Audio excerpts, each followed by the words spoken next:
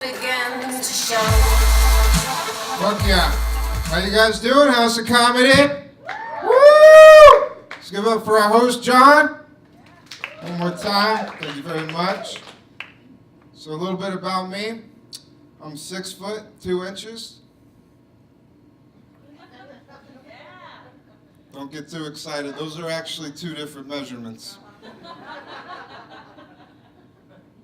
So that's enough about me. I'm getting older now, and it's kind of weird getting older. I've been really concerned about my ears lately. They seem to be growing at an alarming rate. Did you guys know that your ears get bigger as you get older? I was at Cafe Zupa's the other day and I was getting lunch, and I saw this older gentleman in front of me with gigantic ears. He looked like Gollum from Lord of the Rings. And he couldn't hear a goddamn thing anyone was saying to him. I was like, that's fucked up, man. As you get older, your ears get bigger and your hearing gets worse? What's that all about? So I went to go see my orthopedist today, so I fucked up my leg in jiu-jitsu. And I'm like, Doc, let me ask you a question. When you get older, why do your ears get bigger but your hearing gets worse? And he just looked at me and he's like, I'm pretty sure they're not correlated.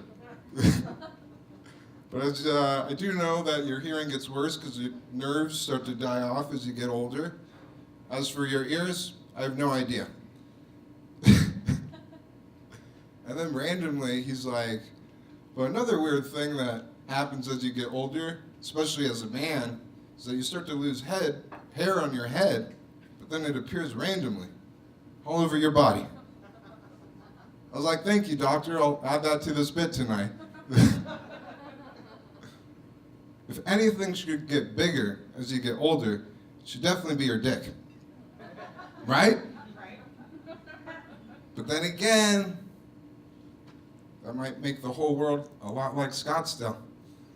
Because all the young, beautiful women would be with old guys.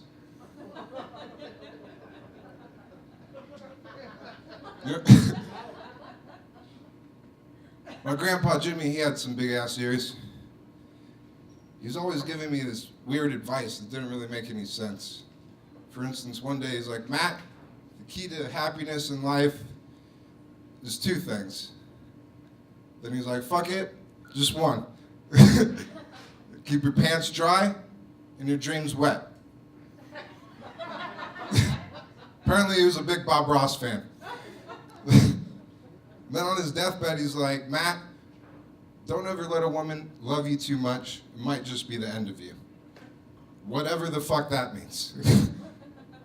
A lot of times when your parent or grandparent tells you something, it doesn't really click until down the road.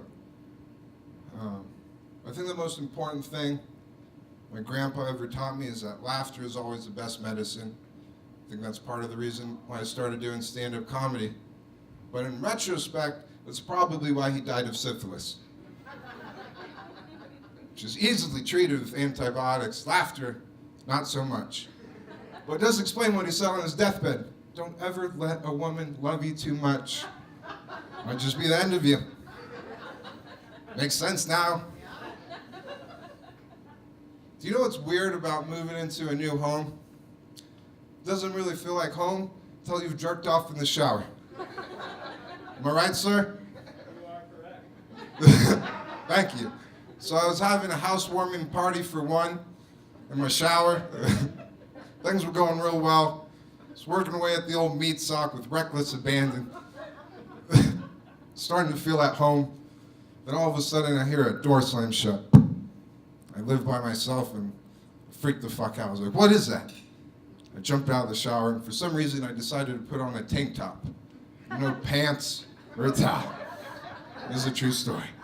I walk into my living room and unbeknownst to me is a homeless man that had broken into my apartment. We locked eyes. For what seemed like a fucking eternity. Continue to lock eyes, sir, for dramatic effect. Thank you. But then he looked down. Go ahead and look down, sir. Thank you. He looked down at my toxic masculinity. I was just dripping wet He's like, what are you doing? I was like, what am I doing? What the fuck are you doing in my apartment, guy? I swear to God, this is what he said. It was really clever. He's like, I thought you invited me here. I was like, huh?